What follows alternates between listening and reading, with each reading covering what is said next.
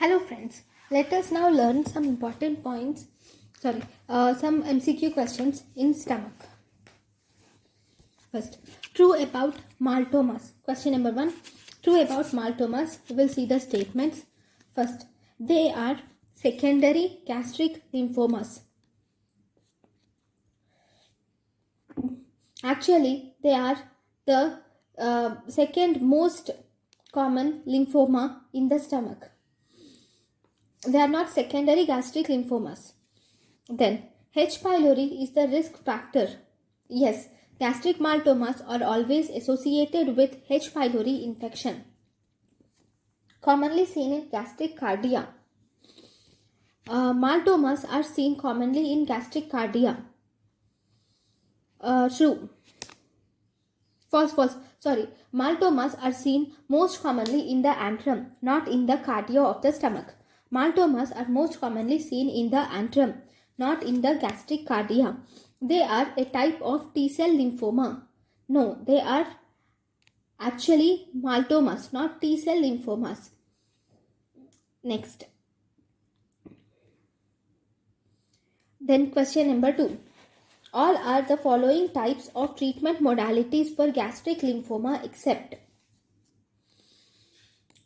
So, treatment modalities of gastric lymphomas include chemotherapy for primary gastric lymphoma. True, it is done for gastric lymphoma. Chemotherapy for secondary gastric lymphoma. Yes, you can do chemotherapy.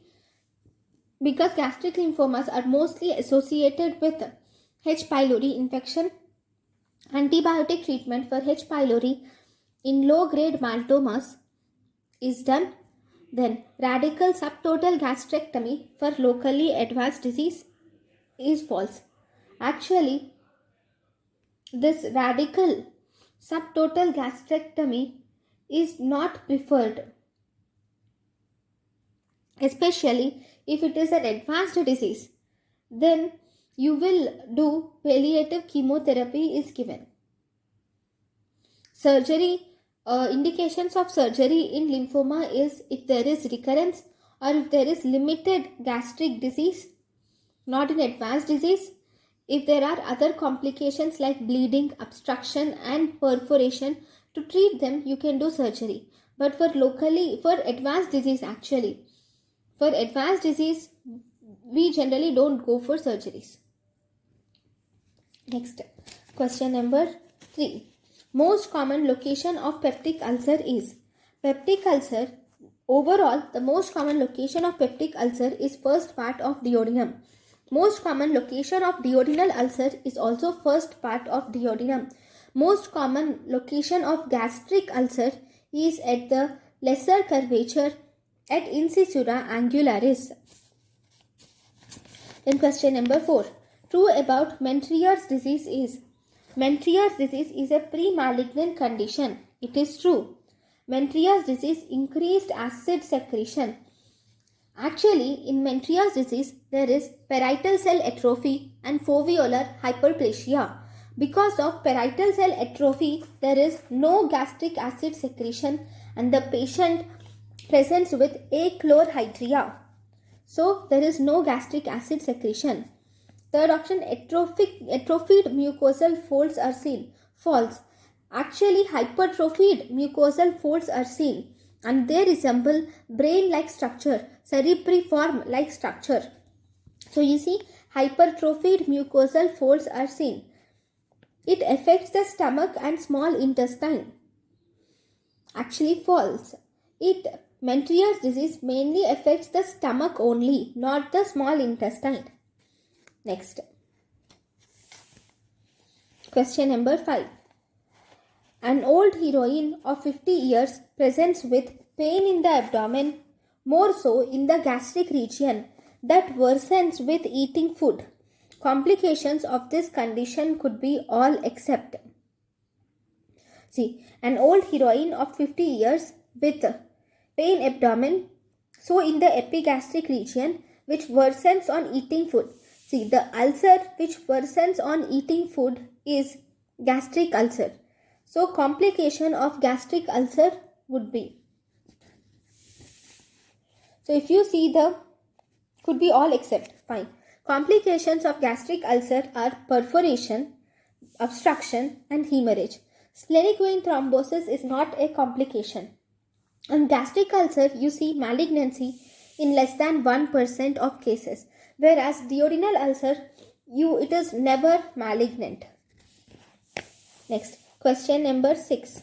A patient with peptic ulcer disease, when investigated endoscopically, showed chronic antral gastritis. Which of the following would be able to stain the specimen? See, in gastritis and peptic ulcer, the most common organism is H. pylori.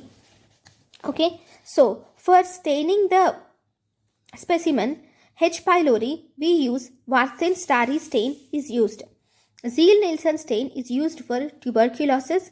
Gram stain is used for gram-positive and gram-negative organisms. You can also use H. pylori gram stain, but that is not specific. The specific stain and the best stain which is used here is Warthin Starry stain. Then question number 8 actually. Peptic ulcer is associated with all except one. See, peptic ulcer is associated with cirrhosis. True. It is Zollinger-Ellison syndrome. You see increased peptic ulcers. Hyperparathyroidism. Also peptic ulcer is associated. It is not associated with pernicious anemia. So peptic ulcer is associated with Zollinger-Ellison syndrome, cirrhosis, primary hyperparathyroidism. Other diseases with which peptic ulcer is associated are renal failure, chronic pancreatitis, atherosclerotic diseases and polycythemia. Then question number 9. Which is not associated with peptic ulcer? Cigarette smoking, Zollinger-Ellison syndrome and cirrhosis are associated with peptic ulcer. Plummer-Vinson syndrome is not associated with peptic ulcer. It is actually associated with oral and esophageal cancer, not peptic ulcer. Then question number 10.